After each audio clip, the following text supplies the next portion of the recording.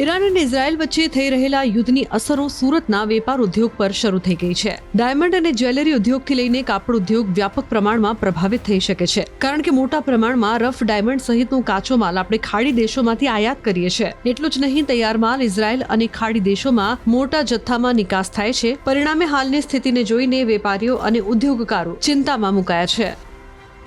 Statistically આપણે જો analysis કરીએ તો ઇઝરાયલની અંદર જે આપણું એક્સપોર્ટ હતું એ 2021-22ની અંદર ટોટલ હતું $1477 મિલિયન, એ 22-23ની અંદર થયું $1273 મિલિયન, અને 23-24ની અંદર $713 મિલિયન, અને 24-25ની અંદર $548 મિલિયન આપણું એક્સપોર્ટની અંદર gold jewellery, LeBron diamond, studded jewellery, આ તમામ વસ્તુનું એટલે સંપૂર્ણ જેમ્સ એન્ડ જ્વેલરી સેક્ટરનું આપણું એક્સપોર્ટ ઇઝરાયલની અંદર આ સ્ટેટિસ્ટિકલ ફિગર પ્રમાણે એટલું હતું। અને જે આપણે ઇમ્પોર્ટ ત્યાંથી કરતા હતા, ટોટલ આપણું ઇમ્પોર્ટ હતું ત્યાંથી $260 મિલિયન, એમાંય પણ કટ એન્ડ પોલિશ હોય કે બાકીની જે જેમ્સ એન્ડ જ્વેલરી સેક્ટરની આરી જે કંઈ વસ્તુ હોય એ આપણે ત્યાંથી ઇમ્પોર્ટ કરતા। હવે મેઇન આપણું જે માર્કેટ છે એ UAE છે, એટલે દુબઈની અંદરથી આપણું જે ઇમ્પોર્ટ છે 2024-25ની અંદર $1151 મિલિયન છે, એટલે ખૂબ મોટું ઇમ્પોર્ટ આપણે ત્યાંથી કરીએ છીએ। એમાં ખાસ કરીને આપણે rough diamond, gold jewellery, studded jewellery, gemstone, આવી ઘણી અલગ અલગ વસ્તુઓ છે કે જેમ્સ એન્ડ જ્વેલરી સેક્ટર સાથે સંકળાયેલી છે। અને છેલ્લે આપણે જોઈએ તો એક્સપોર્ટ આપણું જે હતું જે દુબઈની અંદર 2024-25ની અંદર $7,868 મિલિયન આપણું એક્સપોર્ટ હતું। એટલે એકંદરે જોઈએ તો ખૂબ મોટો વ્યવહાર આ બે કન્ટ્રી સાથે કન્ટિન્યુટી આપણે હતો ને અમેરિકા સાથે તો ઓલરેડી મોટો ખૂબ આપણું ત્યાં એક્સપોર્ટ છે જ, પરંતુ આ યુદ્ધના કારણે જે ફ્લાઇટો રદ થવા જઈ રહી છે એના કારણે કાર્ગો સિસ્ટમના કારણે જે કાંઈ પાર્સલો અવરજવર થતા હોય એ તમામ પાર્સલો અટકી ગયા છે। કોઈને અહીંથી એક્સપોર્ટ થતું હોય એ પણ ક્યાંય એરપોર્ટના પોર્ટ ઉપર છે, ઇમ્પોર્ટ આવતું હોય તો એ પણ એરપોર્ટના પોર્ટ ઉપર છે, કારણ કે જ્યાં સુધી આ ફ્લાઇટ ચાલુ ન થાય ત્યાં સુધી સુરત શહેરના જે કાંઈ કટ એન્ડ પોલિશ ઇન્ડસ્ટ્રી સાથે જોડાયેલા હોય એ લોકોને કાંઈ રફ ઇમ્પોર્ટ કરવાની હોય ન અત્યારે થઈ શકે। આ એક મુશ્કેલીનો સામનો અત્યારે ઇન્ડસ્ટ્રી કરી રહી છે। તદુપરાંત આપણે જોઈએ તો ઇઝરાયલની અંદર પણ જે પ્રમાણે અત્યારે બોમ્બ બાઇન્ડિંગ થઈ રહ્યું છે એ બધી વસ્તુને ધ્યાનમાં રાખીએ તો ત્યાંનું પણ માર્કેટ બંધ જેવી સ્થિતિમાં છે। મેં અગાઉ કીધા એ સ્ટેટિસ્ટિકલ ફિગરના કારણે ખૂબ મોટી ઇમ્પેક્ટ આવતા દિવસોમાં જો યુદ્ધ ન બંધ થાય તો હું માનું છું કે એની નેગેટિવ ઇમ્પેક્ટ આ ઇન્ડસ્ટ્રી પર ચોક્કસ પડશે।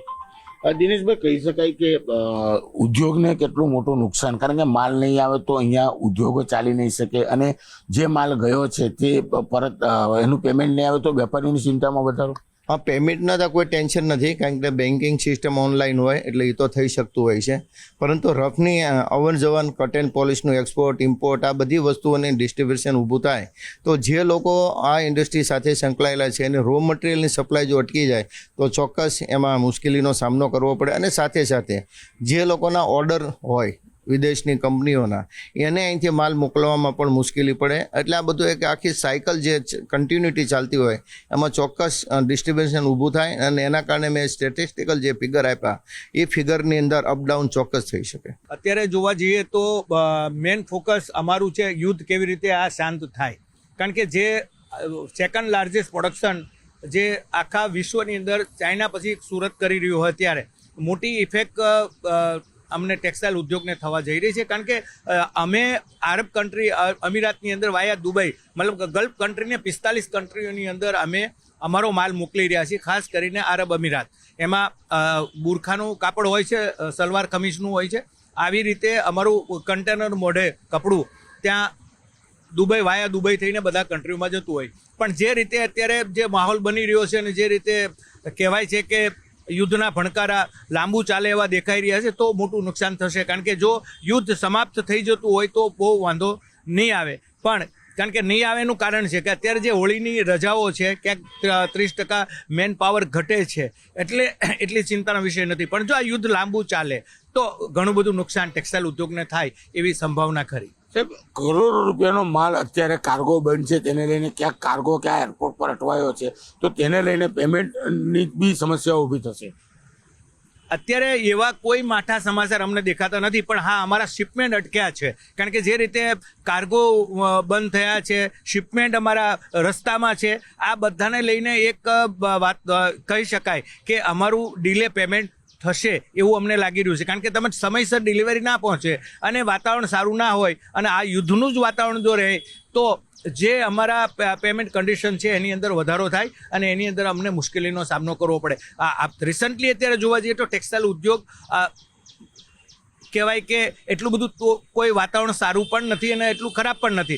એની અંદર આ જે યુદ્ધનું માહોલ છે એ અમને પડતા પર પાટું લાગે એવું દેખાઈ રહ્યું છે. બિલકુલ, આ તો અશોકભાઈ જીરા તેમને સીધું કીધું છે કે વાયા દુબઈ થઈને તમામ એક્સપોર્ટ થતું હતું. ચોક્કસ યુદ્ધના ભણકારા છે, એરપોર્ટ બંધ છે, તેને લઈને ચોક્કસ કહી શકાય ટેક્સટાઇલ ઉદ્યોગ પર મોટી અસર થઈ શકે છે. કેમેરામેન જીગર ગુગલ સાથે કીર્તેશ પટેલ, ન્યૂઝ 18 ગુજરાતી, સુરત.